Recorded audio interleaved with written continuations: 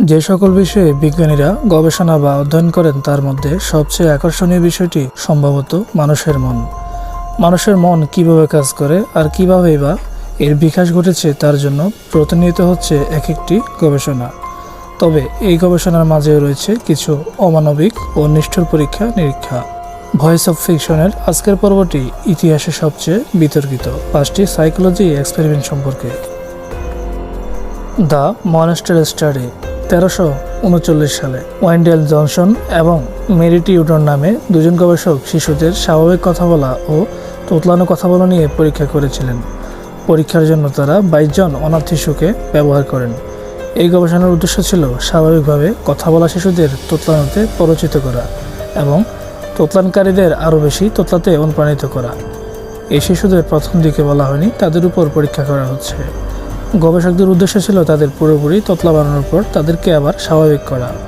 গবেষকরা শিশুদের বলেছিল পরবর্তীতে তারা স্বাভাবিকভাবে কথা বলার জন্য স্পিচ থেরাপি পাবে। 22 জন এতিম শিশুকে দুটি দলে বিভক্ত করা হয়েছিল। একটি দল ক্রমাগত তাদের বক্তৃতার সাবলীলতার জন্য ইতিবাচক প্রক্রিয়া এবং প্রশংসা পাচ্ছিল, কিন্তু অন্য দলটিকে হতে হয়েছে নেতিবাচক প্রক্রিয়ার শিকার এবং তাদের মধ্যে যে কোনো ধরনের বক্তৃতা অসম্পন্নতার জন্য অত্যন্ত কঠোর আচরণ করা হয়েছিল। তাদের সাথে এমন অবমাননা করা হয়েছিল যে এই শিশুদের বেশিরভাগই কথা বলা বন্ধ করে দিয়েছিল। একজন মেয়ে শিশু সেখান থেকে পালিয়ে গিয়েছিল কারণ তাদের উপর এই ব্যাপারগুলো তীব্রভাবে প্রভাব ফেলছিল। এই গবেষণার ফলে 11 জন শিশু আর স্বাভাবিক জীবনে ফিরে আসতে পারেনি। বাকি জীবন তাদের এই মানসিক আঘাত নিয়ে বেঁচে থাকতে হয়েছিল। Stanford prison. ফিল জিম্বার্ডো ও তার গবেষক দল স্ট্যানফোর্ড কলেজের ছাত্রদের উপর একটি সাইকোলজি এক্সপেরিমেন্ট চালিয়েছিলেন।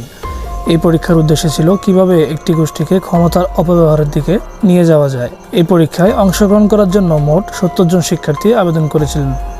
এর মধ্যে 24 জন শিক্ষার্থীকে সিলেক্টেড করা হয়। এই 24 জনের মধ্যে কয়েকজনকে কারাগারের রক্ষী বানানো হয় আর বাকিদের কয়েদি হিসেবে রাখা হয়েছিল।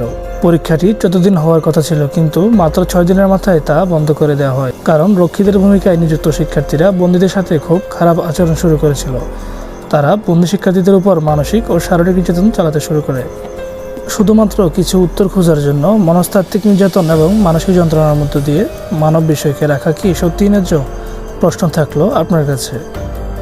The aversion project. এই পরীক্ষাটি দক্ষিণ আফ্রিকায় 1971 সাল থেকে 1989 সাল পর্যন্ত বর্ণবিদ্বেষের প্রখর যুগে করা হয়েছিল। আর এই পরীক্ষার জন্য বাছাই করা হয়েছিল সেনাবাহিনীর সমকামী পুরুষ ও নারীদের। পরীক্ষাটি কর্নেল অব্রে লেভিন দ্বারা পরিচালিত হয়েছিল, যিনি একজন মনোবিজ্ঞানীও ছিলেন। তিনি কয়েক হাজার সমকামীকে তখন একটি সামরিক হাসপাতালে বন্দী করেছিলেন এবং তাদের উপর থেরাপি প্রয়োগ করেছিলেন। তার পরীক্ষার উদ্দেশ্য ছিল সমকামী পুরুষদের যৌন ইচ্ছেগুলো পরিবর্তন করা, যাতে তারা সমকামী থেকে স্বাভাবিক যৌন সম্পর্কে আগায়। এই থেরাপির সাথে আরও যোগ করা হয়েছিল রাসায়নিক পদার্থের ব্যবহার, বৈদ্যুতিক শক, বিভিন্ন ওষুধ, হরমোন চিকিৎসা, আরও অনেক কিছুর। দক্ষিণ আফ্রিকায় বর্ণবিদ্বেষ যুগের অবসানের সাথে সাথেই ডক্টর লেভিন দক্ষিণ আফ্রিকা থেকে পালিয়ে এসেছিলেন, কারণ তিনি ভালোভাবে জানতেন তিনি অনেক লোককে নির্যাতন করেছিলেন এবং অনৈতিক অনুশীলনে জড়িত ছিলেন।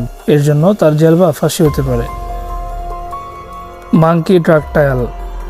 অনৈতিক পরীক্ষা নিরীক্ষা কেবল আমাদের মানুষের মধ্যে সীমাবদ্ধ নয়, কখনো কখনো তারা পশুদের মধ্যেও পরীক্ষা চালিয়েছে। এরকমই একটি ঘটনা ঘটেছে 1969 সালের দিকে। তখন গবেষকরা মাদকের অপব্যবহারের ফলাফল পর্যবেক্ষণ করতে বানরের উপর মাদক প্রয়োগ করেছিল। তারা দেখতে চাইছিল মানুষের বাইরে অন্য প্রজাতি মাদকাসক্ত হয় কিনা। পরীক্ষার প্রথম পর্যায়ে বানরদের মাদকাসক্ত করার জন্য নিয়মিত ডোজ দেওয়া হচ্ছিল। কিভাবে তাদের শরীরে মরফিন, কোকেন, কোডাইন, এক্সটাসি এবং অ্যালকোহলের মতো বিভিন্ন ওষুধ ইনজেক্ট করতে হয়। এক পর্যায়ে বানরদের এই মাদকগুলো পর্যাপ্ত পরিমাণে দিয়ে একা ছেড়ে দেওয়া হয়েছিল। বানরগুলো সেই সময়ে মাদকাসক্ত ছিল। তারা প্রতি ঘন্টা পরপর ওই ওষুধগুলো দিয়ে নিজেদেরকে ইনজেক্ট করত। এই মাদক গ্রহণের প্রভাবগুলো এতটাই ভয়ানক ছিল যে বানররা তাদের নিজের পশম আঙ্গুল ছিঁড়ে ফেলেছিল এবং পরে তাদের অঙ্গগুলি ভেঙে ফেলেছিল। আর যারা মরফিন আসক্ত ছিল তারা 2 সপ্তাহের মধ্যে মারা গিয়েছিল। এখন প্রশ্ন হলো, পশুদেরকেও কি আমাদের বিজ্ঞান গবেষণার জন্য মূল্য দিতে হবে? 5 নম্বর তালিকার যে পরীক্ষাটি তা হলো মানুষের মন নিয়ন্ত্রণ, যার বৈজ্ঞানিক ভাষা দ্বারায় MKU আল্ট্রা। MKU আল্ট্রা ছিল একটি গোপন অপারেশন যা আমেরিকার CIA দ্বারা পরিচালিত হয়েছিল এবং জনসাধারণ 1974 সাল পর্যন্ত এটি সম্পর্কে সচেতন ছিল না। সিআইএ পরিচালক অ্যানাল ফস্টার ডুডেলস গবেষকদের নির্দেশ দিয়েছেন যে মানুষের মন নিয়ন্ত্রণ করার জন্য কী ধরনের ওষুধ, সম্মোহন, ইলেকট্রাশন থেরাপি, চরম বিচ্ছিন্নতা, মৌখিক অথবা যৌন নির্যাতন এবং বিভিন্ন পদ্ধতি ব্যবহার করা যেতে পারে। এজন্য তারা বিভিন্ন এলাকা থেকে মানুষদের বাছাই করেছিল, তা বিশ্ববিদ্যালয়, হাসপাতাল এবং কি কারাগারেই হোক না কেন। এই প্রকল্পের সবচেয়ে হতাশাজনক কারণ হলো জড়িতদের বেশিরভাগই যাদের সাথে কি করা হচ্ছে সে সম্পর্কে সচেতন ছিল না। জনসাধারণ এই পরীক্ষার ব্যাপারে জানলেও সিআইএ তাদের পরীক্ষা নিরীক্ষা থামায়নি। সবশেষে সরকার এই ব্যাপারে হস্তক্ষেপ করে এই প্রজেক্টটি বন্ধ করে দেয়।